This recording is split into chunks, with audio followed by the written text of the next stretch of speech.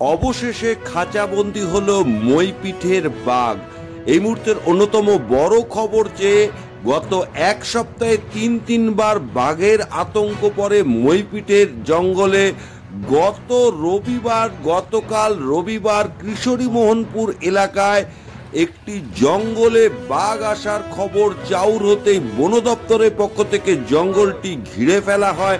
রীতিমতো ছাগলের দিয়ে বাঘটাকে ধরার জন্য টোপ বসানো হয়, আর সেই বাঘ অবশেষে বন্দী হলো খাঁচায়।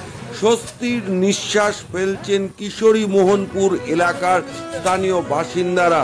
দীর্ঘ বেশ কয়েকদিন যাবৎ গত এক সপ্তাহে তিনবার বাঘের আতঙ্কে রীতিমতো চাঞ্চল্য ছড়ায় সুন্দরবনের জঙ্গল লাগোয়া মইপিঠ অঞ্চলের কিশোরী মোহনপুর এলাকায়। আর কিশোরী মোহনপুর এলাকায় বাঘ খাঁচাবন্দি হতেই স্বস্তির নিঃশ্বাস ফিরল সাধারণ মানুষের মনে। কি জানিয়েছেন সাধারণ মানুষরা, আগে প্রথমেই রাখবো তাদের সেই বক্তব্য। এই যে অবশেষে বাঘ খাঁচাবন্দি হলো, কতটা আতঙ্ক মুক্ত আপনারা, স্বস্তির নিঃশ্বাস ফেলছেন, কিভাবে কি বলবেন এইটা নিয়ে?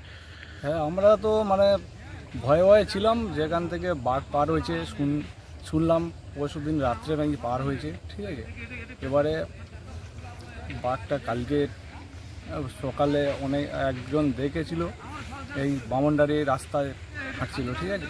এবারে বন দপ্তর সব খবর পেয়ে এসে চাল ঘিরেছে, এবার খাঁচা সন্ধ্যের মুখে পেতেছে, আর খাঁচা 11:30টার সময় পড়েছে। এইটা আমরা খুব ভালো মুক্ত, ভয় থেকে মুক্ত আছি।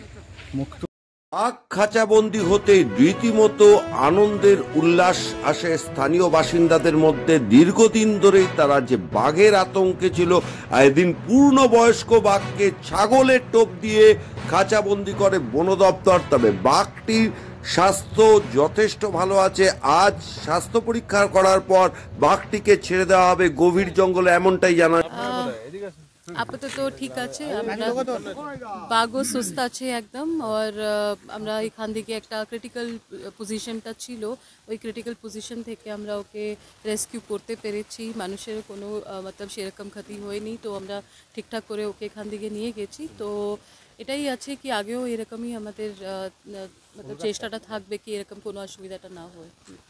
তো এক সপ্তাহে বেশ কয়েকবার মইপিঠের জঙ্গলে এই বাঘের আতঙ্কে যে চাঞ্চল্য তৈরি হয়েছিল, আর বাঘ গতকাল খাঁচাবন্দি হতে সেই চাঞ্চল্য থেকে মুক্ত হলেন মইপিঠের বিশেষ করে কিশোরী মোহনপুর এলাকার স্থানীয় বাসিন্দারা।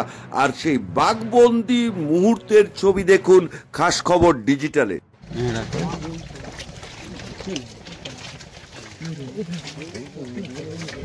ছাগলটা খাইছে, দেখেছো? ছাগল খাইনি, ভয় খাই, ঠিক আছে।